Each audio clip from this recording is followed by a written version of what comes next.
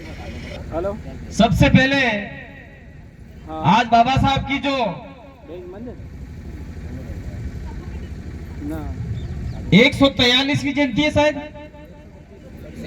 132वीं जन्म जयंती है। ये जन्म जयंती ये ओड़ा बड़ा बिछीवाड़ा या फिर डूंगरपुर या फिर राजस्थान या फिर भारत देश में ही नहीं, पूरे विश्व में इस जयंती को मनाया जा रहा है। ये पूरे भारत का एक सौभाग्य का दिन है।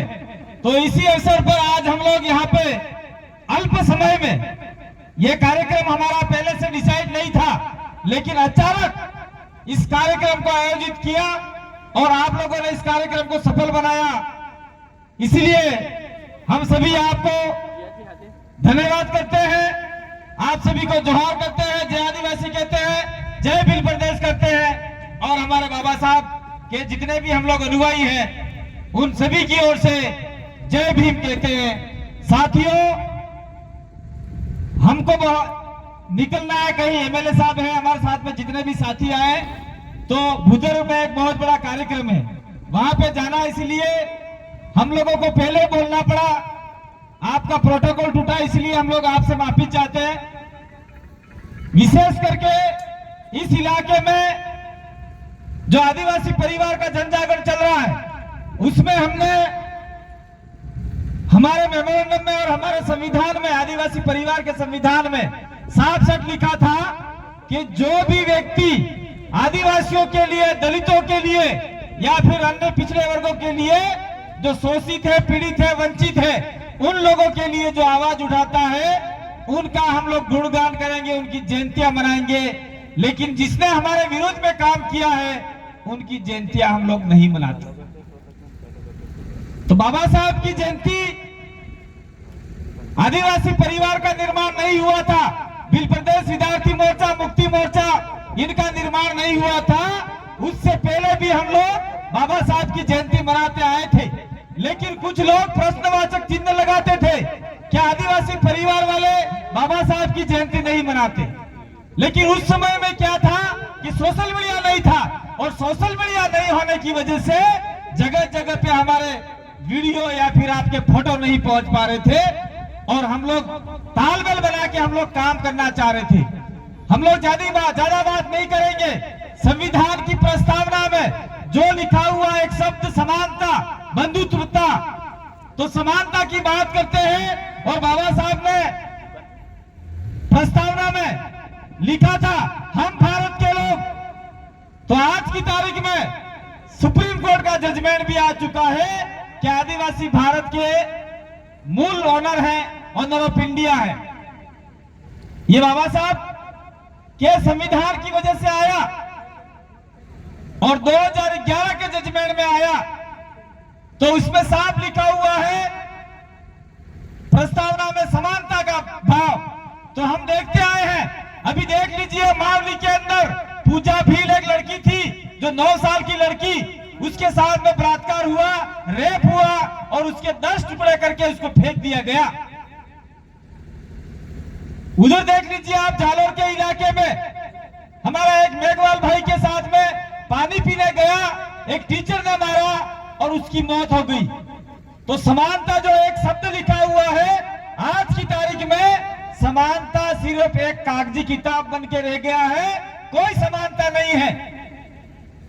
समानता जैसा शब्द सिर्फ किताबों में है, आम धरातल में समानता जैसा शब्द नहीं है। इसीलिए हम लोग बाबा साहब के अनुयायी हैं, संविधान को मानने वाले हैं। इसलिए हम लोगों को आज के दिन प्रेरणा लेनी होगी, शपथ लेनी होगी कि संविधान में जो लिखा हुआ समानता, बंधुत्वता, न्यायप्रियता, वो हम लोग इंप्लीमेंट कराएंगे। मैं अपने इस मंच के मौके पे कहना चाह रहा हूं कि आज की तारीख में हम लोग जय भीम के नारे लगाते हैं। मैं तमाम जो भी आज देश के अंदर जो भी बाबा साहब की जयंती मना रहे हैं, उनको कहना चाहता हूं कि हम लोग जय भीम के नारों से, उद्घोष के साथ में हम लोग जयंती मनाते हैं। लेकिन मात्र ये शाम की 5 से 6 बजे तक ही जय भीम चलता है।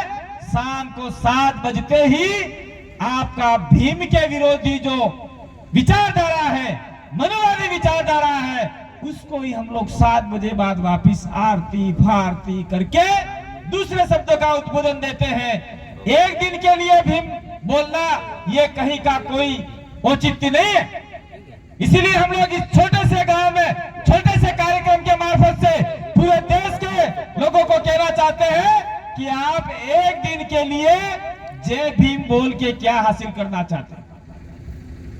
घर के अंदर भीमराव अंबेडकर जी का फोटो नहीं होगा, लेकिन विभिन्न प्रकार के जो अकाल्पनिक लोग हैं, जिनके बहुत सारे हाथ है, बहुत सारे पैर है, बहुत सारे सिर है, उनके फोटो होंगे, लेकिन बाबा साहब का मुझे नहीं लगता कि घर में फोटो होगा।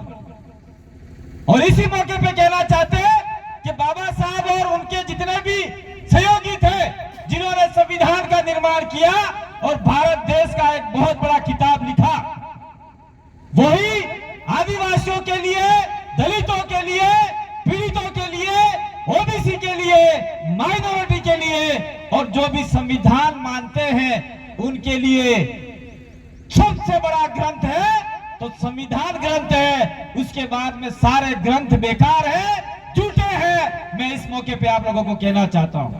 तो हम लोग कहना चाह रहे हैं, कम से कम ज्यादा नहीं तो पतली सी भी किताब अपने घर में लाके रखो और संविधान में आदिवासियों, दलितों, शोषित, पीड़ित, वंचित वर्ग के लिए क्या क्या उसमें इंप्लीमेंट है, क्या क्या प्रावधान है, वो भी हमको समझने की जरूरत है।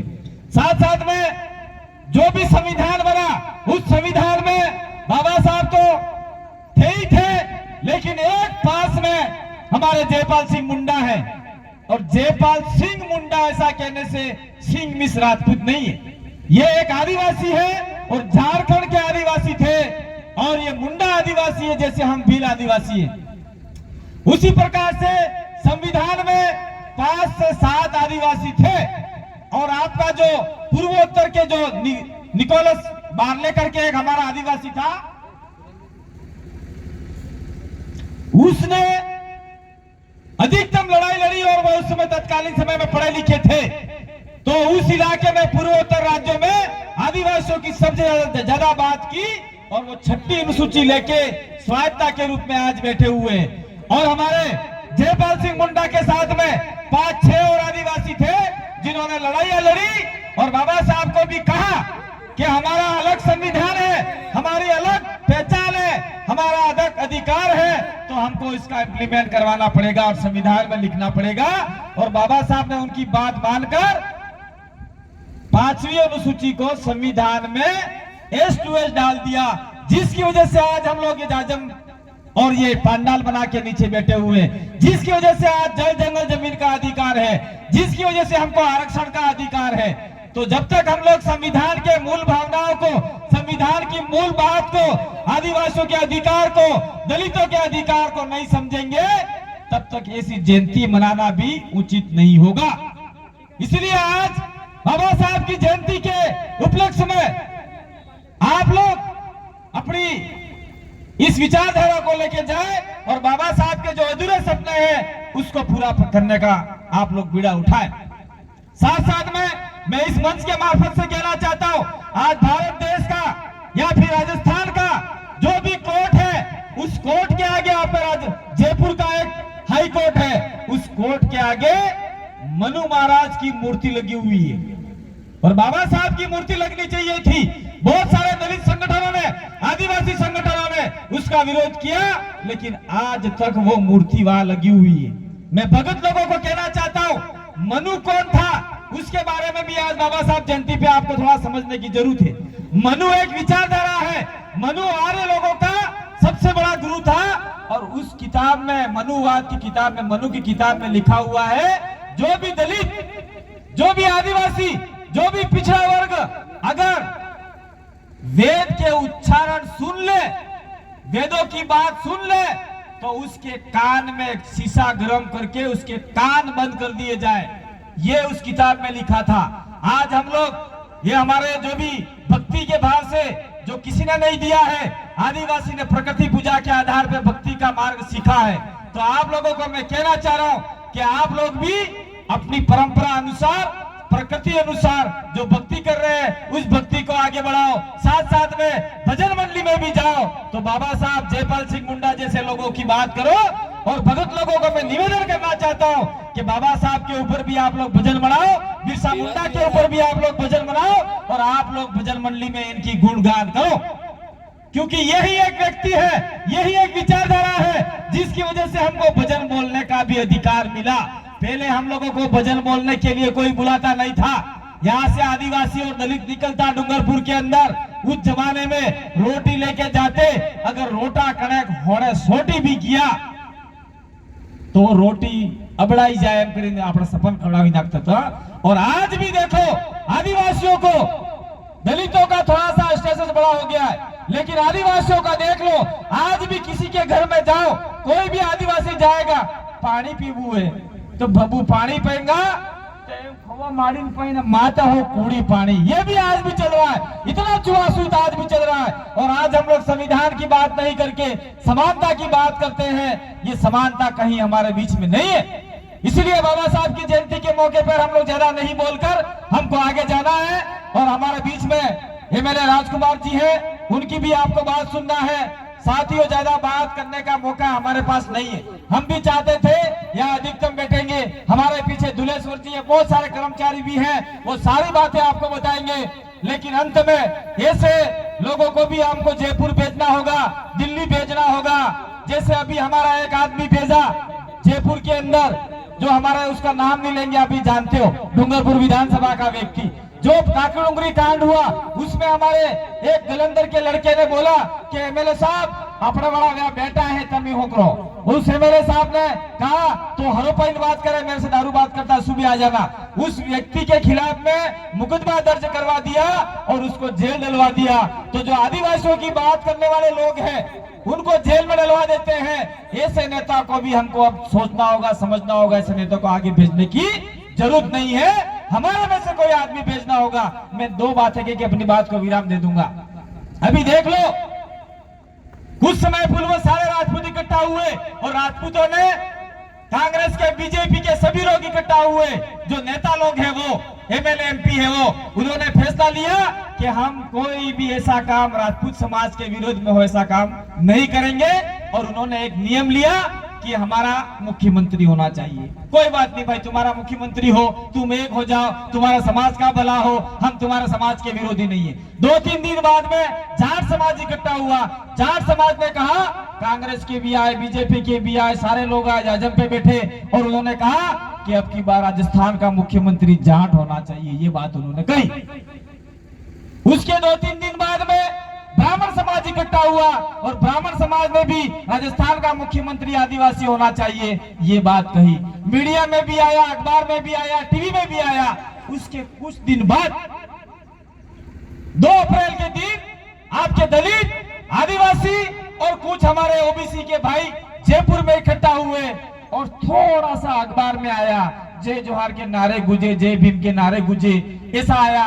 और हमारे वक्ताओं ने वहां पे कहा कि आपका दलित भी, आपका ओबीसी भी, आपका माइनॉरिटी भी, आपका ब्राह्मण भी, आपका राजपूत भी राजस्थान का मुख्यमंत्री बन गया है और आदिवासी आज तक मुख्यमंत्री नहीं बना है। तो वहां पे दलितों ने भी फैसला लिया कि 2023 में हम लोग एक होके आदिवासी मुख्यमंत्री बनाने का हम लोग शपथ लेते हैं। तो हम लोगों को यहाँ से सोचना है, समझना है, अगर हम लोग कांग्रेस और बीजेपी अन्य पार्टियों को अगर वोट देते गए तो आदिवासी मुख्यमंत्री नहीं बनेगा। जितने भी हमारे कांग्रेस और बीजेपी अन्य पार्टियों के वहां पे लोग गए हुए हैं, वो कहीं न कहीं गुलाम की श्रेणी में काम कर रहे हैं, उनके मुंह में दही जम गया है। अभी 2 ही एमएलए हमारे राजस्थान में भेजे हैं, जो हमारे बीच में बैठे राजकुमार रोत और राम प्रसाद जी डेंडोर, उन्होंने जाके कांग्रेस और बीजेपी के गूंगे बहरे एमएलए को भी बुलवाना चालू कर दिया है। तो हम कहते हैं आप लोगों को, आने वाले समय में 2023 के अंदर चुनाव आ रहा है, उस चुनाव के अंदर हम लोग प्रयास करें, 17-18 सीटें हमारी बनती है और आसपास की 5 सीटें और बनती है और हम लोग यहाँ से 17 सीटें जिताने में सफल हो गए तो निश्चित रूप से दलितों पे जो अत्याचार हो रहा है, आदिवासियों की जमीनें लूटी जा रही है, हमारा आरक्षण छीना जा रहा है, हमारी बहन बेटियों के साथ बलात्कार हो रहा है, ये सारे काम अगर हमारे वहां 17 आदमी चले गए तो तो आपको कोई डरा नहीं सकता, कोई धमका नहीं सकता, आपके साथ में कोई खिलवाड़ नहीं कर सकता। इसकी गारंटी आदिवासी परिवार लेता है। और भीमराव अंबेडकर जयंती पे हम लोग ये आपसे वादा करते हैं कि आने वाले समय के लिए कमर कस लो, ये रैलियां निकलती रहेगी। आज जितनी भी रैलियां गई है, अभी कांग्रेस की रैली गई, यहाँ किसी पार्टी की रैली नहीं है, यहाँ पे दलित, आदिवासी और ओबीसी की एक सभा है छोटी सी, जो रैली गई उस पे कांग्रेस के झंडे लगे हुए थे। और उनको व्हाइट वालों को 200, 300, 400 रुपये दिए थे और शाम को दारू की बोतल देने की बात हुई है। तो वो लोग जो गए हैं वो कोई सामाजिक कार्य वाले नहीं है। तो इसे लोगों से घबराने की जरूरत नहीं है। आपने मेरी बात को सुना, समझा और लास्ट में एक नारा लगा देंगे। उस नारे के साथ में अपनी बात को बंद करेंगे। अरे जय जोहार का नारा है, आप लोग नहीं है भाई, जय जोहार का नारा है। अरे जय जय जय जय जय भीम, जय भीम, जय आदिवासी, जय जोहार, जय भील प्रदेश। धन्यवाद, आभार।